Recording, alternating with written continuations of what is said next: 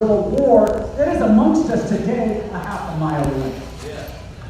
Yet these churches, what do we hear? We hear crickets chirping. I see hardly any other pastors here representing all of these amazing churches in Coeur d'Alene. You people give me hope. Yeah, Spencer's saying, yeah, there's some churches here today, but they're over there sponsoring that. We are the church. Amen. To the churches that are silent today. Sam Adams said something. He said, if ye love wealth better than liberty, the tranquility of servitude more than the animated contest of freedom, go from us in peace. We desire not your counsel or arms. May you crouch down and kiss the hands that feed you.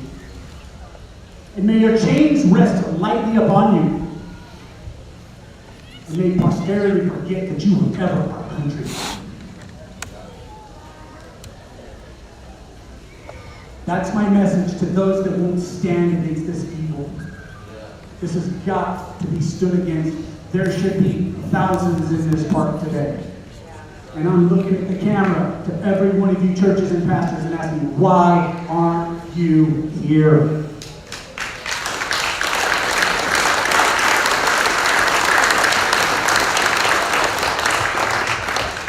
Another Adam said that this Constitution is not for anybody but a religious and moral people. It's good for nothing other than for us. Ladies and gentlemen, I thank you so much for being here. You give me hope. And remember, a little kindling can spark a big fire.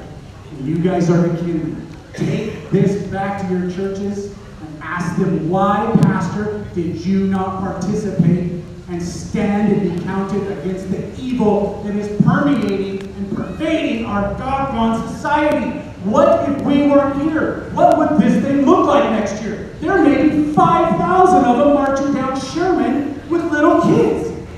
Will they stay silent then? God forbid it. Ask them, why are you silent? What do they say? What is the only thing required for evil to prevail? Hallelujah. I love you guys. Thank you very much.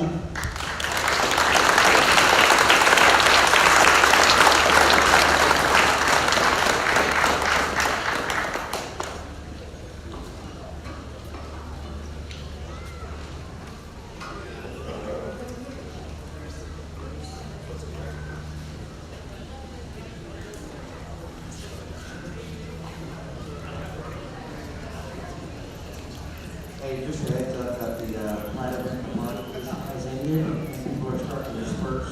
We may get visitors, we may not, we just get it on with it.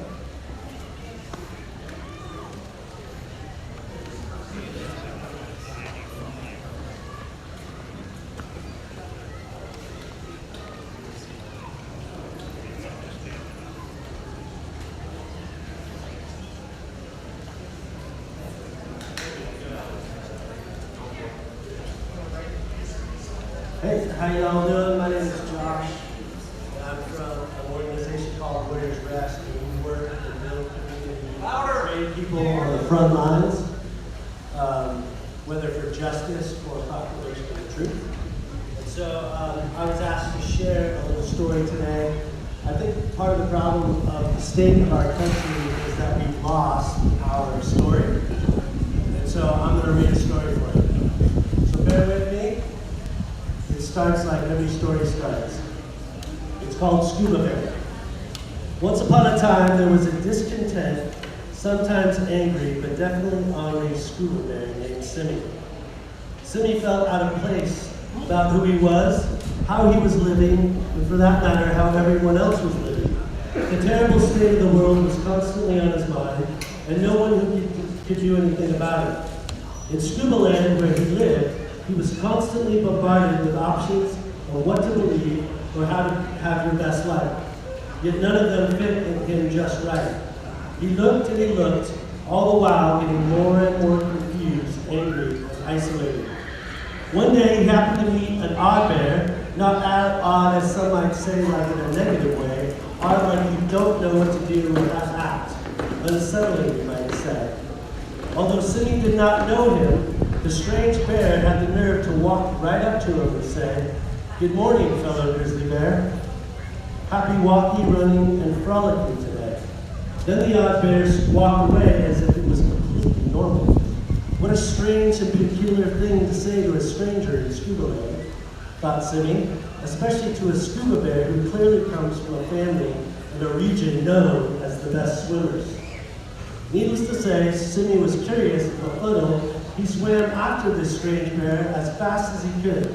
Since Simmy was such a good swimmer, he caught him very quickly. Whatever did you mean by what you said back there, Whatever did you mean by what you said back there? The strange bear turned and with a smile said, "Hello, Simmy. I'm glad you decided to come after me. My name is Aloy." "Wait, how did you know my name?" "Well," said Aloy, "the great grizzly told me you would be here today and that you were looking at me for him." Yeah, okay," Simmy started to swim away. "I'm not sure what you mean by this. It's altogether strange, and I need to refill my tank. It was nice to meet you, I think, but I will be moving on." A very reasonable and respectable response to such an outlandish claim, thought Simmy.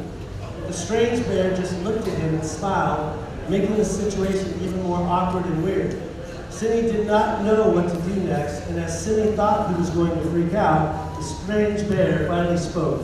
"Simmy, I know you think this is odd and altogether weird, but if you are willing, I would like to tell you the story of the great grizzly and all he has to say about the world and you." Simmy couldn't believe it. He could hear himself saying yes before he even had time to say no. Aloy sat down right then and there, which was also odd. He wasn't sure how he was doing it. It was then that Simmy finally noticed he had no mask or flippers. He didn't even have a scuba tank. And wow, the amount of fur. Who was this scuba bear, he thought? Simmy was afraid to ask. Instead, he decided to float as close as he could to the odd bear and listen. Aloy cleared his deep voice and began. "Once upon a time, many, many times ago, there was a magical forest. The magical forest was beautiful and it stretched as far as the eye could see. The Creator had made it a perfect, self-sustaining ecosystem. It had plants, trees, animals, bugs, birds, and any other creature you could think of." What an odd start, Simmy thought to himself. Is he really going to tell me a made-up story like I'm a kid? He had heard of the great forest in the sky and of these mythical creatures represented in stories and legend. All the religions spoke of some type of forest, and everybody was focused on making their own version of a forest in some way. But it was all futile underwater and in the ocean.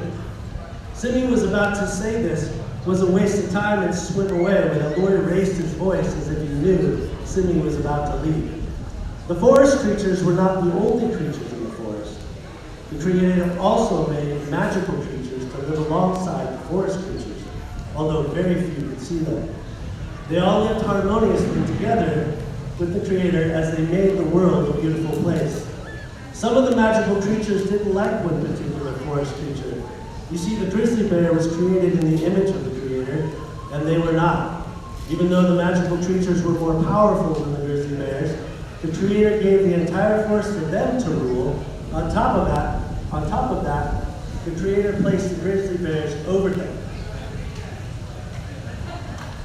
They despised this and devised a plan to try and challenge the Creator for his throne because of their consuming jealousy. "Well, I don't blame them," explained Simmy. "I mean, it isn't fair. They had more power and they didn't do anything wrong. They should stand up for themselves, right?" Aloy smiled and thought for a moment.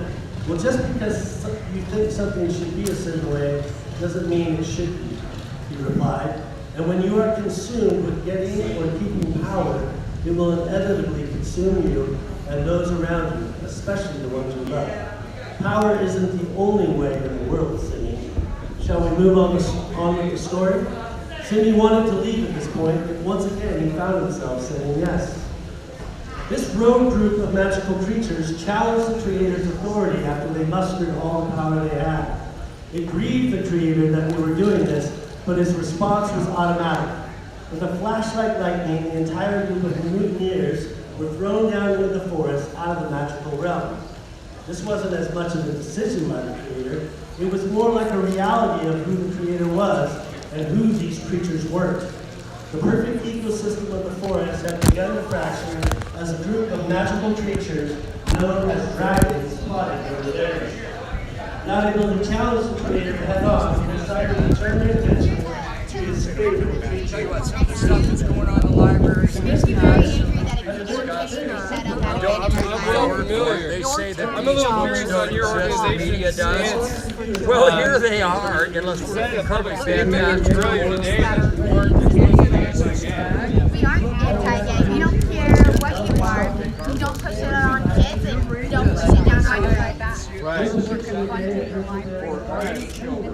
You know where Vincent James George is? So kids don't Not get in our agenda. We didn't have anyone that's going to have a So, I mean, there's a reason why we do it.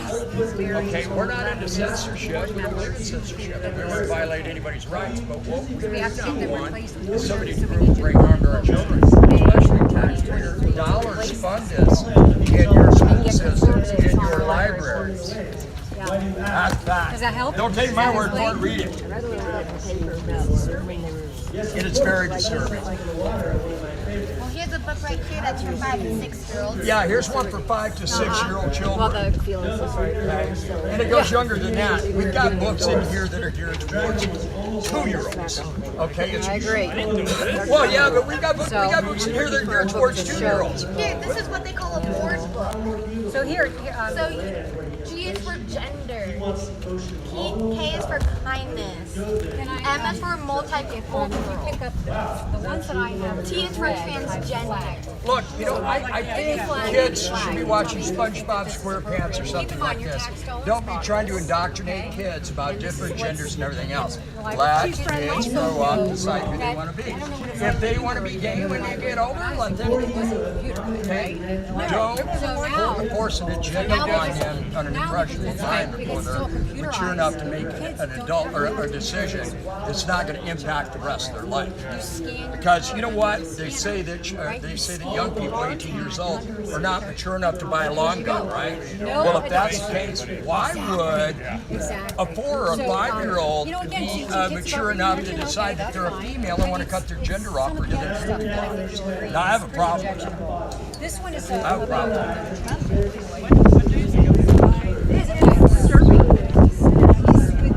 Yes. What have you seen? Can you show me what is this dubbing?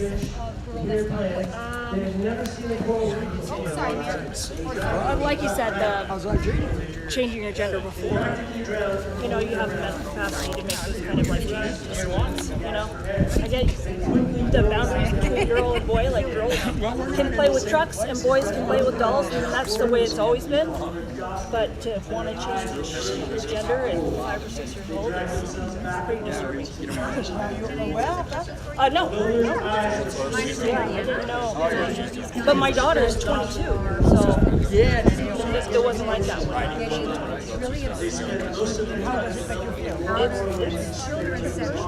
don't know. I think it shouldn't be the government's place to do that. It should be each individual family. Well, we're organized, but we're not like official organization. So, our group name is the library. Yeah. So we're 5. I am so glad you told me that. So we're just a bunch of concerned citizens who are confronting the library board, saying this is not okay. To make this available to children. To normalize transgenderism. in a children's book. This is for kids who can't even read yet. So the child is going from a girl to a boy in this book. What else can I tell you about? This book, this sweet-looking little animal changes his gender in the course of the book. So again, this is for very, very young children. They call themselves something different, but they don't actually. You and I know they don't in reality, but that's what they believe. Yes. If I did, I would. This is a yes. We also. He's a good author. Is he writing about this kind of nasty stuff? No, you picked that one out. It's on the book list. What is it about it is on the book list? It's part of the list of these eligible books. So I got a list of all these books. I tried to check out all of them. I couldn't get all of them because they were checked out. These are only 50 of them. I've read a few of his that I didn't. Well, you know what's crazy? Most of these authors, I was reading books from when I was a kid. They're now doing these books. A kid. You know what I mean? This age. Get one of your cards. You know, this is. I'm getting older every day. Aren't we all? Like you're getting younger every day. Very interesting. But you forget. You know I love you. Did you see this one? If you turn the next two pages, I mean, You showed me that. Oh, I just wanted to see. And here's what else you need to know. The author of this book also wrote this book. Yep. She also wrote this book. I don't get a lot of news. Several of her books have been, and they're all about LGBT. It's But you lump way stuff. worse than that. Oh, Yeah, now. I'll let you see for yourself. But if you get back up, Here, let's switch places. Yeah, that's that one in particular. yeah. R is for race. S is for sex. When a baby arrives, the doctor will say it's a boy or girl depending on their understanding of the baby's body. T is for transgender. You know best who you are. Keep in mind the main kids. U is for understanding, love to learn. B is for value, live your beliefs out loud. W is for the world, we all share the earth. What is it for you? Propaganda? This is nasty. This is trying to indoctrinate a kid who can't even think yet. This is yeah. Well, yeah, and you know all the ones this that they said, is indoctrination of a kid you know, media said who all they will do is put this book in their mouth. How can you expect a baby to understand what's in this book? So you're wanting to expose them to things like xenophobia before they can even speak, think, or eat? Are you kidding me? Like, how could anyone honestly do this? Knowing what is in these books. There's a book called Identical. It is talking about a 6-year-old little girl being forced by her father to give him a hand job. And then when the dad starts crying, well, thank you, brother. It's good seeing you, man. she feels like she didn't love him enough. A 6-year-old little girl. We'll do that. There's a lot of times. A 6-year-old little girl. I'm sorry, but I think that is incest and rape. Well, get on our contact list too. Bear, get him on email. It is disgusting. Disgusting. Let's talk about this book. Let's talk about it. Hey, let's flip to any page. How about this one? How about teaching a little kid how to eat ass? You can go. Yeah. How about this We one? need to hear from the public that we're not okay. Teaching kids how to make out and have sex. Are you trying to propose that they should not be allowed at the library, or are you just trying to alert parents? What is These your should not be goal? allowed. Well, you have. with taxpayer dollars. These are getting to kids' hands that adults don't even know that these kids are receiving. Well, these books right here, as a matter of fact, no, these books should not be in the library. There shouldn't be anywhere. You know what? Sex should be taught by parents. Parents should decide when children are to be taught by sex. Not a library, not a school, or what, anything like that. But anything is taxpayer funded. All right, listen, we're not into censorship any way, shape, or form. But isn't there a reason why you put a lock on your cabinets so children can't get into that and drink bleach and eat Drano? All right, like I said, we're not into censorship, but the material that are in these books here, this is not anything educational or teaching tolerance. This is straight up grooming. You know what, I do have a problem, and we do have a problem with material that is trying to plant a seed in an impressionable mind that before they're mature enough to make a decision for themselves. Look, you want to be gay? I don't give a shit, okay? But you know what? Don't indoctrinate a child before he has an opportunity to have a mature brain and make a decision for himself. Let me give you an example. You want to wear a dress? I do not care. Do you want me to believe that you're a woman? No, I'm not going to do that. But I'm not your judge. We're not your judge. That's on you. You can call yourself the name we want. We don't care.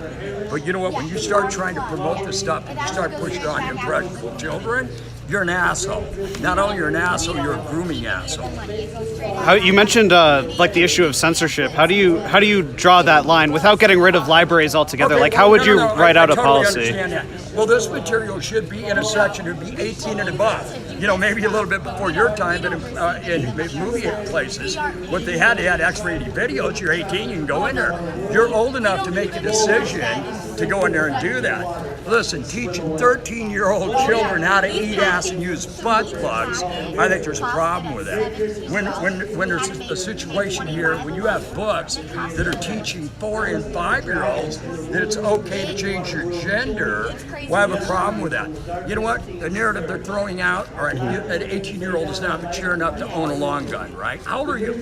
I'm 28. All right, 28. All right. So, but an 18-year-old is not mature enough to own a long gun, but a 4 or 5-year-old, you're old enough to decide what your gender is going to be, and you should be able to take puberty blockers or have your genitalia cut off. All right, let's say you decide at 4 or 5 that you want your genitalia cut off or to be on puberty blockers. What are you going to do when you're 10 and you find out you're not gay? Or you're not a woman? What are you going to do? Your shit's gone, man. So, sorry about my language. I understand your point. Well, that's good, because honestly, you don't give a shit. To be blunt, a lot of this stuff is probably available on the internet in a lot more kind of like a crude way. How do you deal with that as opposed to? Let's be fair there. I mean, because you asked fair questions. Number one, this is why we don't want children to see this, and we put up a disclaimer here. It's the reason why we put crime tape on here. All right, but let's go along here. All right. Now, this is just covers of books, which we have all these. All right, so let's just go. Now, this is one that is teaching, well, young boys actually how to have gay sex, all right? Now, but you see how these are blocked out? Now, this is one, and this one in here in particular, it says, welcome to the library. This is where you can go to get a lot of these materials. All right, this is where it all starts. All right, but look, what do you think if that was not, with these, oh, wow, I see you going yuck. No shit, yeah, you got it. All right, if these weren't blocked out, right, and you seen this and we were passing this off, you could get busted passing out child pornographic material. All right, so why does a library and or school system get a free pass? This one here is about young, gay, incestual sex. Why do young children need to know about that? All right, let's go through here. They got an instruction manual how to do this stuff if you don't know. So let's get right straight up gappy. Let's get, right to the bone, right to the meat of the bone. You know what? They have in here where they're teaching children how to eat ass. Okay, they're teaching them how to use butt plugs. If you don't believe me, I'll show you. It's in here. I do believe you. There's another press conference that I am going to be heading to, so I hate to cut this short, but well, not a problem. I appreciate you talking. Come on back and I'll educate the shit out of you next time. All right, well, that's a wrap on that live stream. I was invited to come back and he'll educate the shit out of you next. So the reason that I'm heading out in a rush is that there's a police press conference happening shortly, apparently. So I will be live again soon.